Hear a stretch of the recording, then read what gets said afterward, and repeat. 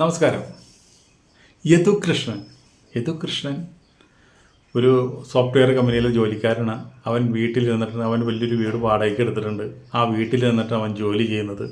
അപ്പോൾ ആ ജോലി ചെയ്യുമ്പോൾ എന്താണെന്ന് വെച്ചിട്ടുണ്ടെങ്കിൽ ജോലിയുടെ ഭാരങ്ങളും ജോലി ടെൻഷനുകളും ഈ കമ്പ്യൂട്ടർ എഞ്ചിനീയർമാരെന്ന് പറഞ്ഞു കഴിഞ്ഞാൽ അവർ ഒരുപാട് ടെൻഷൻ അടിച്ചുള്ള ജോലിന് അതൊക്കെ കഴിയുമ്പോൾ അവർ മെൻ്റലി ഒന്ന് ഫ്രീ ആവണം. അപ്പോൾ അതിന് വേണ്ടിയിട്ട് അവൻ എന്താണെന്ന് വെച്ചിട്ടുണ്ടെങ്കിൽ അവനുള്ള ഏറ്റവും വലിയ ഹാബിറ്റ് പെണ്ണുങ്ങളാണ്.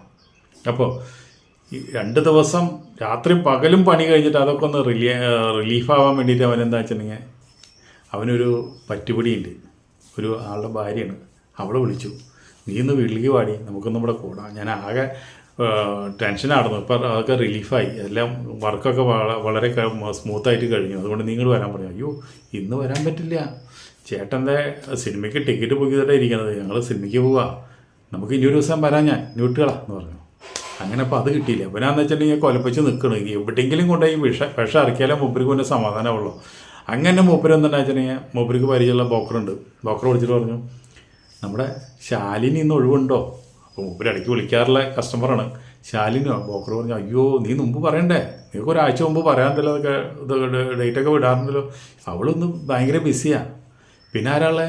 പിന്നെ ഉള്ളത് വലിയ ചുവൊന്നുമില്ല കാണാൻ. ഞാൻ ഫോട്ടോ വാട്സപ്പിൽ വിടാം, നിനക്ക് ഇഷ്ടമാണെങ്കിൽ വിളിച്ചാൽ മതി. ഇപ്പോൾ അവർ മാത്രമേ നമ്മുടെ ലൈനിലുള്ളോ, ബുക്കിംഗ് വന്നിട്ടില്ല അവർക്ക് എന്ന് പറഞ്ഞു. അപ്പോൾ ഫോൺ ഹോട്ടൽ കണ്ടപ്പോൾ എൻ്റെ പൊന്നേ മുഖത്ത് ചാക്കിടണം. അപ്പോൾ ഉള്ള കൊലപ്പും ഉള്ള വികാരം നഷ്ടപ്പെടും. അപ്പോൾ അതുകൊണ്ട് പറഞ്ഞു അതെന്തായാലും വേണ്ട, ഞാൻ വല്ല കൈപ്പണിയും ചെയ്തിരുന്നോളാം എന്ന് പറഞ്ഞ് നിൽക്കണതിൻ്റെ ഇടയിലുണ്ട് പെട്ടെന്നുണ്ട് കോളിമ്പെല്ലടിക്കുന്നു. കോളിമ്പെല്ലടിച്ചപ്പോൾ ഭക്ഷണം പറഞ്ഞിട്ടുണ്ട്. ഭക്ഷണം കൊണ്ടുവന്നാന്ന് പിന്നെ മനസ്സിലായി. ഭക്ഷണം കൊണ്ടുവന്നത് തുറന്നു നോക്കിയപ്പോൾ എൻ്റെ എന്നും ആണുങ്ങളാണ് ഭക്ഷണം കൊണ്ടുവരാറ്. അന്നുണ്ട് സുന്ദരിയായ ഒരു പെണ്ണ്, ചുവന്ന ഷർട്ടും കറുത്ത പാൻറ്റൊക്കെ ഇട്ടിട്ട് അടിപൊളി ഒരു സുന്ദരി വന്നിട്ട് ഭക്ഷണം കൊണ്ടുവന്ന് നോക്കണം. അപ്പോൾ ഇവനാകെ അതിശയിച്ചപ്പോൾ പറഞ്ഞു, സ്ഥിരം വരുന്നവരാരൊക്കെ ആരാണ്? അപ്പോൾ പറഞ്ഞു അവരല്ല, അപ്പം നമ്മുടെ അവിടെ ഞാൻ വർക്ക് ചെയ്യുന്നതാണ് എന്ന് പറഞ്ഞു. അവർ ശരി എന്നാൽ കുറച്ച് നേരം സംസാരിച്ച് എന്നിട്ട് പറഞ്ഞു, ഇനി ഞാനൊരു പ്രത്യേക മൂഡിലിരിക്കുക, ഞാൻ ആകെ ടെൻഷനായിട്ടിരിക്കുക. അപ്പോൾ ഇവിടെ ചോദിച്ചു, എന്താ പ്രശ്നം? പ്രശ്നമൊന്നുമല്ല, നമ്മൾക്ക് ഇവിടെ സ്ഥിരമായിട്ട് നമുക്കിവിടെ നമ്മൾ ഈ വർക്കൊക്കെ കഴിയുമ്പോൾ നമ്മളൊരു എൻ്റർടൈൻമെൻറ്റിന് നമ്മളിവിടെ 1-2 ആൾക്കാർക്ക് വിളിക്കാറുണ്ട്. അവരൊക്കെ ഒന്ന് എൻഗേജഡാണ്. ഞാനാണെന്ന് വെച്ചിട്ടുണ്ടെങ്കിൽ എനിക്കിത് വേണമെന്ന് തോന്നി കഴിഞ്ഞാൽ പിന്നെ എന്ത് പണ്ടറായാലും എന്തെങ്കിലുമൊക്കെ ചെയ്തേ പറ്റുള്ളൂ. അപ്പോൾ അതുകൊണ്ടാണ്. അപ്പോൾ നീ ഇപ്പോൾ ഇങ്ങനെ ഈ ഫുഡും കാര്യങ്ങളൊക്കെ സപ്ലൈ ചെയ്യാൻ നോക്കില്ല, നിനക്ക് എത്ര പൈസ വേണമെങ്കിലും തരാം, നീക്കൊന്ന് വന്ന് സഹകരിച്ചുകൂടെ ചോദിച്ചു. അപ്പോൾ അവൾ പറഞ്ഞു, പാട്ടി ചേട്ടൻ നീ എന്താ വിചാരിച്ചാൽ എന്നെ പറ്റിയിട്ട്, ഞാൻ നിൻ്റെ കൂടെ കിടക്കാൻ വന്നതല്ല. നമ്മുടെ കുടുംബം ബുദ്ധിമുട്ട് കാരണം നമ്മൾ എന്തെങ്കിലുമൊക്കെ ഫുഡും കൊണ്ടുകൊടുത്താൽ അതിൻ്റെ കമ്മീഷൻ കൊണ്ട് ജീവിക്കുന്ന ആൾക്കാരാണ്. ഇത് പറഞ്ഞതോടുകൂടി മനസ്സിലായി, കിട്ടില്ല എന്ന് മനസ്സിലായി. അതോടുകൂടി അവളെ കൈ പിടിച്ച് വലിച്ചു കൊണ്ടിട്ടിട്ട് വാല കുറ്റിട്ടു. പറ്റിയ പണി. പിന്നെ മേലും കീഴും നോട്ടമില്ല.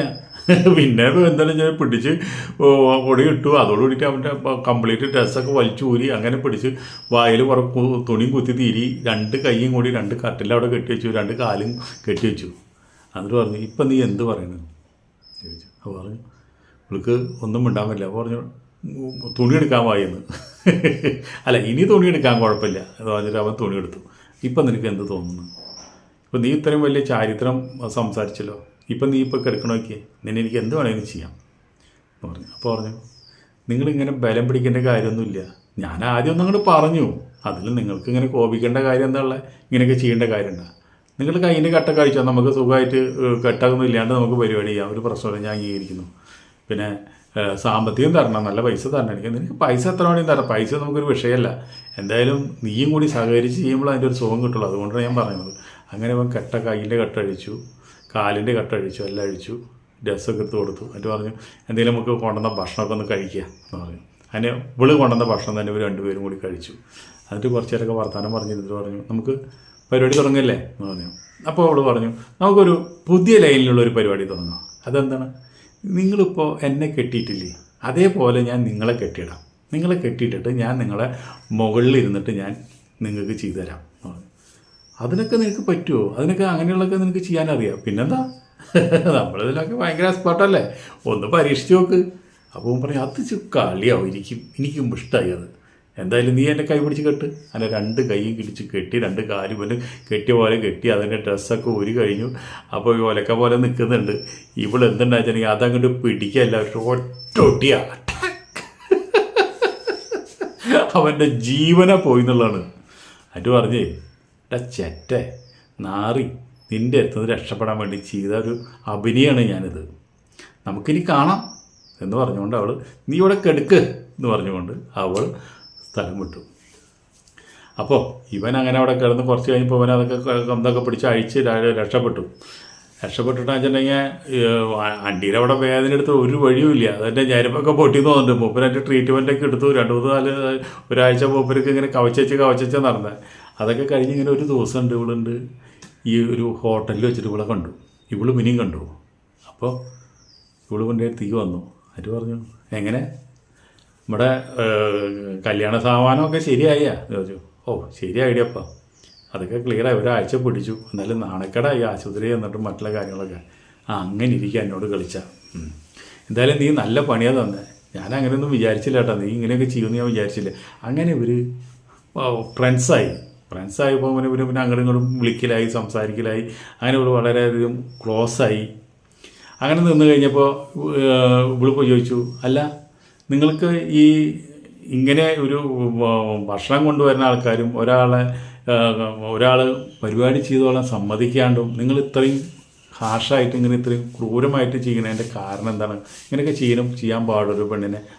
എന്നിട്ട് ഒരു ദിവസം പറഞ്ഞു, എനിക്ക് നിങ്ങളങ്ങനെ ചെയ്തതിൽ വലിയധികം വിഷമമുണ്ട്, ഒരുപാട് ഞാൻ സങ്കടപ്പെട്ടു, അത്രയൊന്നും ഞാൻ ചെയ്യാൻ പാടില്ലായിരുന്നു. അപ്പോൾ ഇവൻ പറഞ്ഞ എനിക്കെങ്ങനെയാണെന്ന് വെച്ചിട്ടുണ്ടെങ്കിൽ അവൻ പറഞ്ഞതെന്ന് വെച്ചിട്ടുണ്ടെങ്കിൽ എനിക്ക് പല പോസുകളിലും സ്റ്റൈലിലൊക്കെ ഒരേപോലെ തന്നെയല്ല, അങ്ങനെയൊക്കെ വളരെ ഇഷ്ടമാണ്. അതുകൊണ്ടാണ് നീ അങ്ങനെ പറഞ്ഞപ്പോൾ എൻ്റെ കാലും കൈ കെട്ടിയോട്ടെ ഒരു പുതിയൊരു അനുഭവം കിട്ടട്ടെ എന്ന് വിചാരിച്ചത് ഞാൻ സമ്മതിച്ചത്. പക്ഷേ നിൻ്റെ മനസ്സിൽ ഇങ്ങനെയാണെന്ന് ഞാൻ വിചാരിച്ചില്ല. അങ്ങനെ ഒരു വലിയ ഫ്രണ്ട്സായി. അപ്പോൾ അവൾ ചോദിച്ചു, അല്ല പിന്നെ ആ അതുകൊണ്ട് പിന്നെ എത്ര നാൾ കഴിഞ്ഞിട്ടാണ് നിങ്ങൾക്ക് പരിപാടിക്ക് പറ്റിയെന്ന് ചോദിച്ചു. അയ്യോ അത് 3 മാസം പിടിച്ചു. 3 മാസം കഴിഞ്ഞിട്ടാണ് അവൻ ശരിക്കും പ്രവർത്തന സജ്ജമായത്. മൂത്രമൊഴിക്കുമ്പോഴൊക്കെ ഭയങ്കര വേദനയാണ്. കുറേ മരുന്നൊക്കെ കഴിച്ചു. അപ്പോൾ പറഞ്ഞു, എനിക്ക് ഭയങ്കര കുറ്റബോധമുണ്ട്, നമുക്കൊരു ദിവസം ഇപ്പോൾ അതൊക്കെ വർക്കിംഗ് അല്ലേ എന്ന് ചോദിച്ചു അവൾ. നല്ല വർക്കിംഗ്, അപ്പോൾ ഒരു കുഴപ്പമില്ല എന്ന് പറഞ്ഞു. അത് ഉദ്ഘാടനമൊക്കെ ഞാൻ കഴിച്ചു എന്ന് പറഞ്ഞു. ശരി, നമുക്കൊരു ദിവസം ഒന്ന് കൂടാം, ഞാൻ ഫ്ലാറ്റിലേക്ക് വരാമെന്ന് പറഞ്ഞു.